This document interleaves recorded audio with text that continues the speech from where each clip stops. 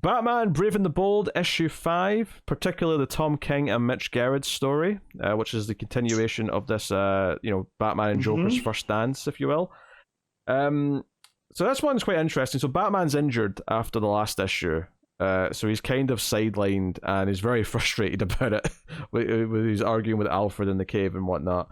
But you also have this continued, Joker stuff going on with the silent movie style text. Where in this one he's just sort of saying this like nursery rhyme, and he just kind of he just keeps upping the number every time he kills someone. But he's just going around killing people. Specifically 10 in total, because that's the whole point, is that getting up to. I didn't know it went past 4. Like I'd never heard the nursery rhyme past Knick Knack Paddywhack, up to I played Knick Knack, whatever it is, the 4th version. I haven't ever heard about that. So either it does go that far, or King's very good at nursery rhymes. Yeah, I may have just extended it. I mean, I've never even heard of this nursery rhyme, so I'll just I'll take your word for it. No. Yeah. Huh. At least if it came up when I was young, I don't remember it.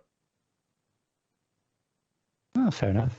What's the melody, Connor? Because it shares a melody with another. Does it? Oh, I thought so. I mean, they usually do, but yeah, but maybe not. Maybe it's just that ubiquitous. I can picture the melody. I just don't know what it shares it with. Yeah. Maybe I'm just imagining that, but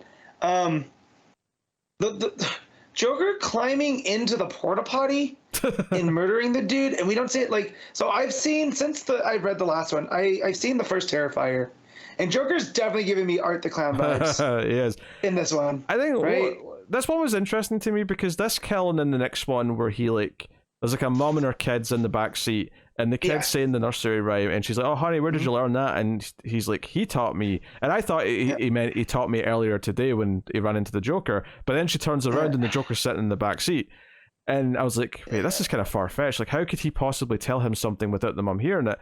And it started to make me think that it was intentionally. Same with this porta potty one where he literally climbs in the toilet and waits in the water. Yeah. Which, don't get me wrong, that full page spread of his face in the water holding the knife is wonderful. Well, there's that, and then when he goes down the toilet, he spins unnecessarily. He does. Yeah. Garrett's is having fun with the art there, right? I think what I took this as is not that he's literally doing it these exact ways. It's more the idea that as he kills more people and he's getting a reputation, this is the myth of the Joker. This is in the same way that Batman has. He's like, can the Batman fly? Is he invincible? The idea of criminals saying that. This is like we're seeing these murders as if the stories have spread and they've gotten more wild and exaggerated. The Joker is everywhere. Yeah. So, really good stuff. Yeah, so he kills this guy in a porta potty.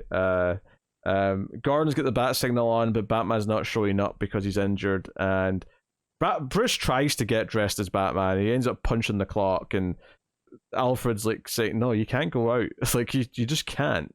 If you can beat me in a fight, you can go out. And he's like, "Alfred, stand down." He's like, "I'm not going to.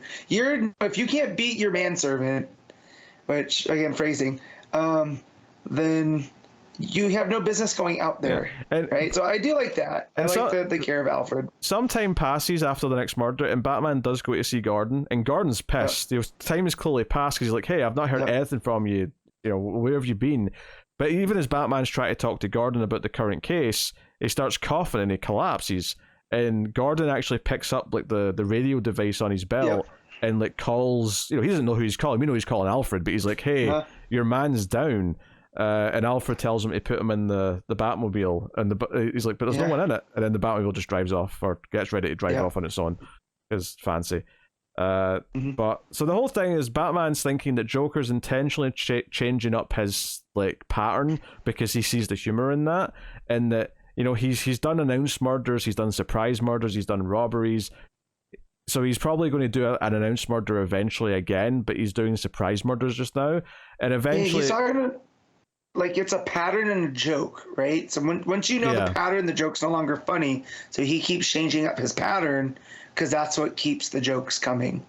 And I've never thought about Joker like that, and that's it makes a lot of sense. Yeah, and eventually when he does announce who he's going to kill, there's kind of a clue in the message that because it mentions that after 10 he'll die, Right. but the 10 also means there'll be a 10th like surprise victim, which ends up being the police chief who told Gordon that he's not to contact Batman, that they're going to handle this themselves.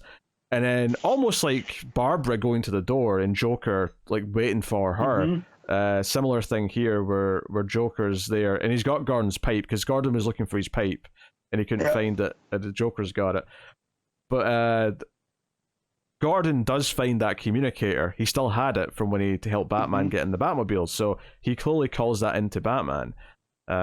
Meanwhile, Batman is like training with Alfred and is like, Alfred hit me.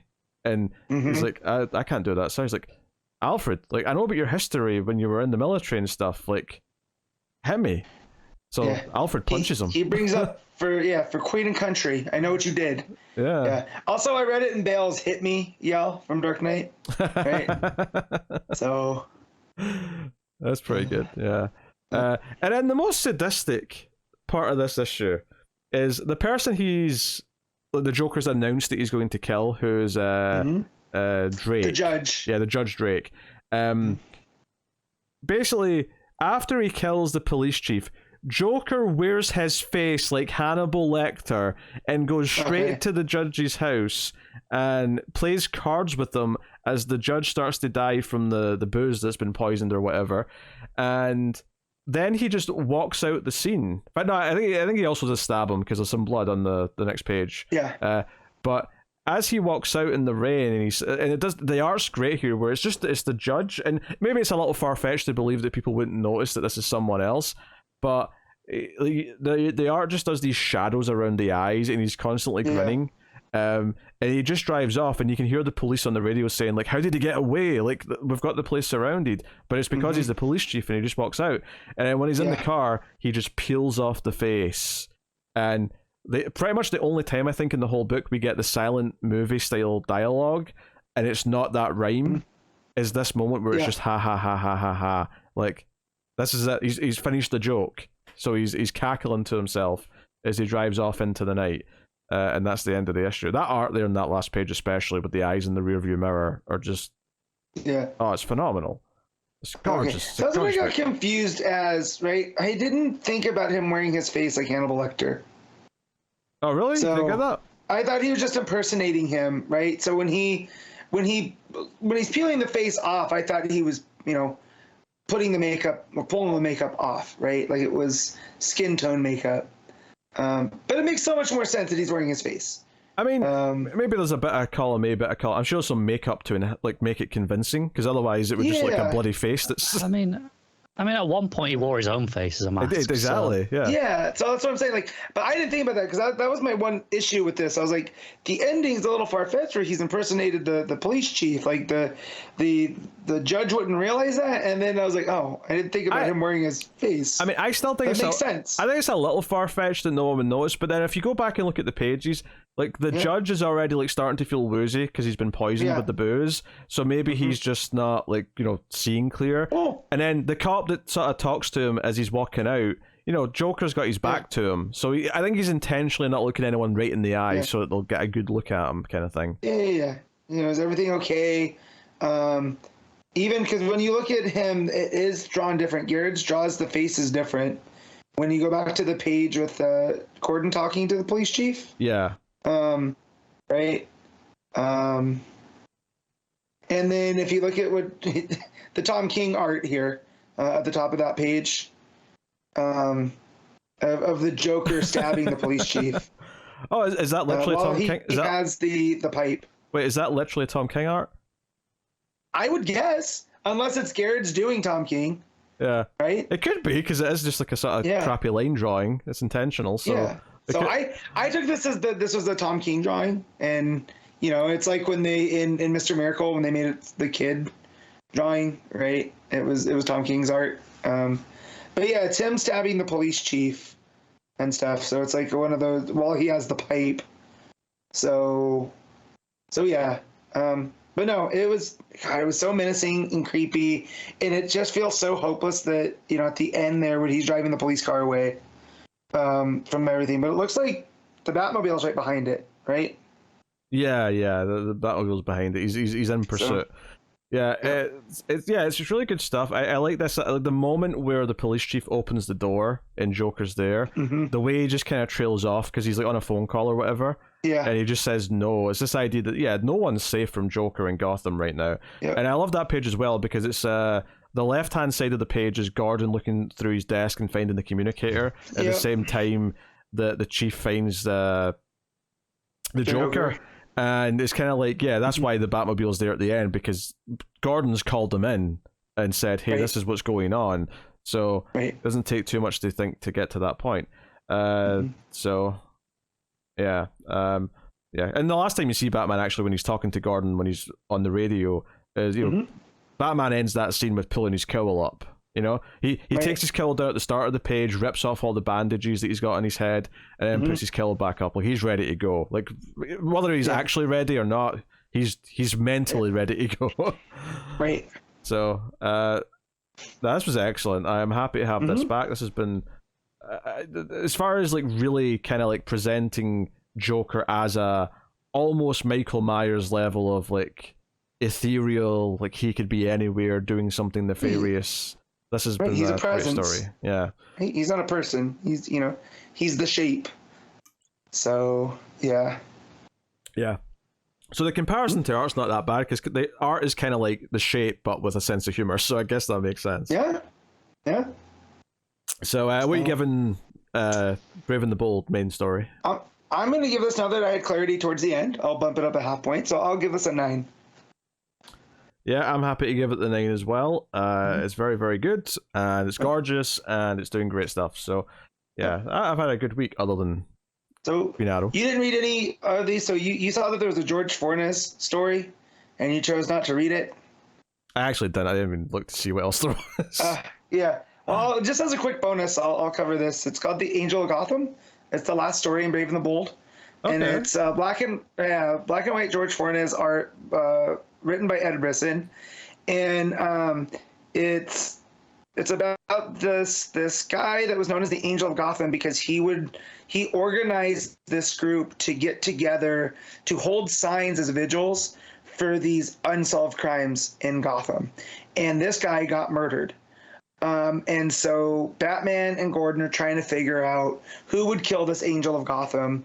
Was it somebody, that is associated with the sign he was holding? So the vigil he was holding was for a lady named Mandy Mercer, and she was strangled to death here. Her killer remains at large.